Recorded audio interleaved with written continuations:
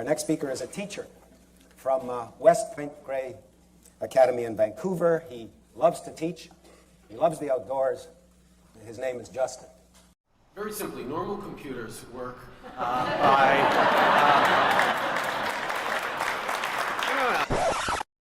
Hey, that was weird.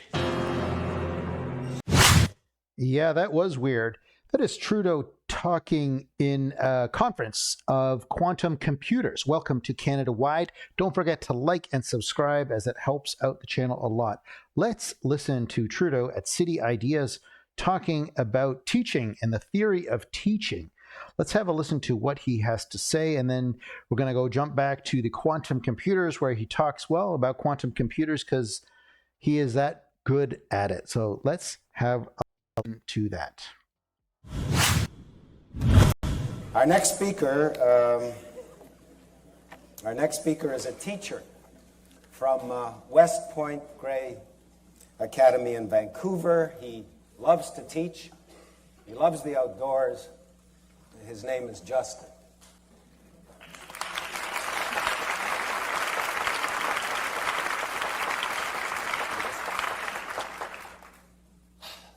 wow. I can see you. I've been having an absolute fabulous time here. If any of you have chatted with me, and most of the presenters have, because I've been running around trying to sponge off of all of you. And I have to say that right now, on stage, I have a bit of a confession to make. I'm really pleased to be here. I'm really pleased to be here before you. But right now, my heart's not in it. My heart is right now, with the time difference, it's 3 hours, 3 hours earlier, mid-afternoon in Vancouver. I have a very special group of 30 kids crossing the stage at the Chan Center at UBC, receiving their graduation diplomas. And I have to tell you, I am so proud of them. And you could just picture the scene. They're in their robes. They're crossing the stage. They have, their parents, their siblings, all the other kids in the school, their favorite teachers, except, and it burns me up that I can't be there because I worked with these kids over the past 3 years, and I'm so proud of them, and hopefully they'll know that at least I'm thinking of them today because, boy, oh boy. And actually, more than thinking about them, I'm going to talk about them a bit. So this is year 2000 to be exact. And yeah, he's a very passionate teacher from what we got so far. He loves his students. Wow, that's really a teacher to love his students. Let's keep going and what he has to say about teaching in general in 2000, 24 years ago, and if it can lead to some insights of what's going on in the future today. At that moment, that high school graduation, where suddenly you move between being a child to being an adult. Now, yes, there are lots of different moments that end up defining, what is a child, what is an adult, and everything like that. But if you had to point to one specific moment, this one is pretty key. They're no longer children. They've begun to be adults. And there's a transformation that happens there. A lot of it is great. But there's one thing that I'd like to talk about that makes me think perhaps it's not so great. Because adults look at the world differently than children do. Adults see things, interact with the world very differently from what children do. Yeah, that is true. Adults do look at the world differently. I 100% agree with you. He loves his students. He loves them dearly. And I wonder if all the MPs in Ottawa, all of them, is the way he looks at them now, like his students. And I guess when he's talking about his jet lag, he's actually in Toronto talking about Vancouver at this time in life. There's an openness. There's a sense of wonderness that children can have. Learning, it's all new to them. And as adults, we become a little more, not to say cynical, not to say closed, but a little more wise, jaded perhaps. But we lose that ability to be astonished. And I'm going to talk about that a bit.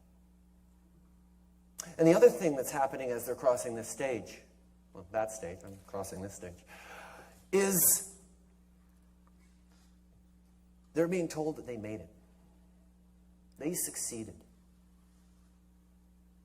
And I don't care how amazingly brilliant, and there are some really amazingly brilliant people in this room here, how amazingly brilliant you were. Every student has their own set of challenges, whether they be academic or social or familial or, whatever. There are specific challenges every kid faces, and my job as a teacher is to try and respond to that. Not every kid is going to be good at everything. And the ones that are good at everything, there's something in there that's going to crack sooner or later because they're putting way too much pressure on themselves. That's a good insight there too. Like, if you're an expert, that's not good. You yin and the yang. You're too much of one thing, not enough of the other.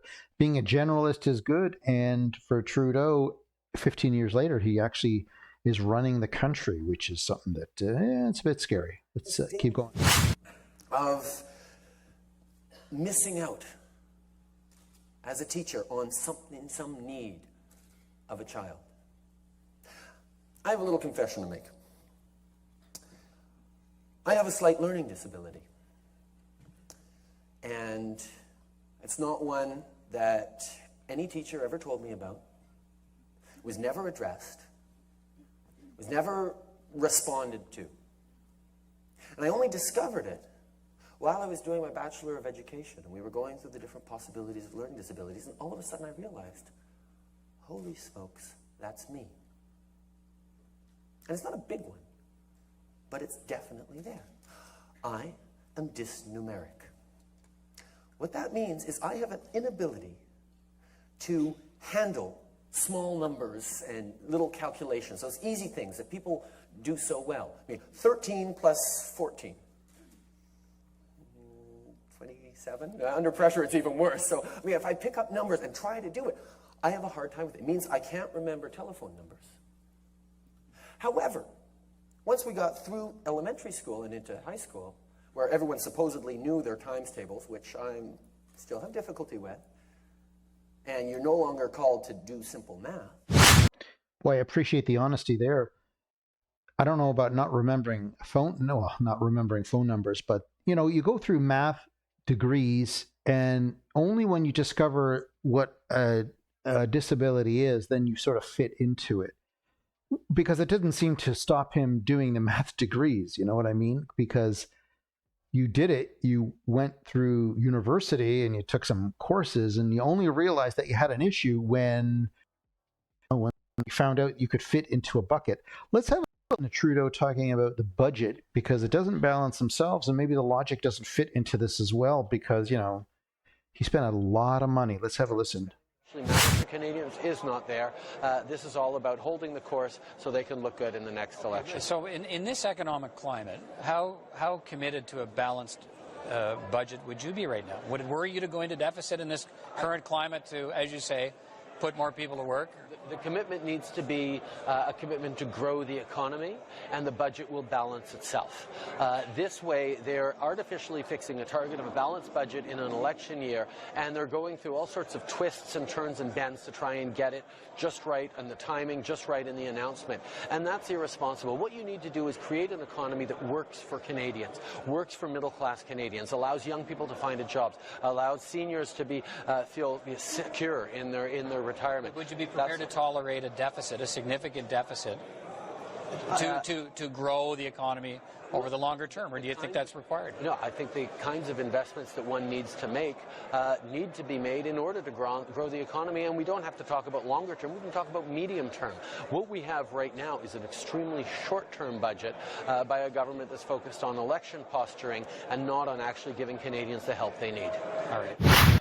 Yeah, that is true. And it's really hard to hear that, because he racked it up a lot. He was handed something beautiful from Stephen Harper, and for the grow the economy, like, it's almost like he thought, you dump all this money in, you say it's a green economy, and sort of it would not fix itself, but it would chug, and the gears with oil would start greasing and go, but it hasn't.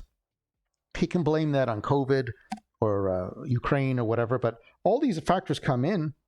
They should make you realize that it is not working.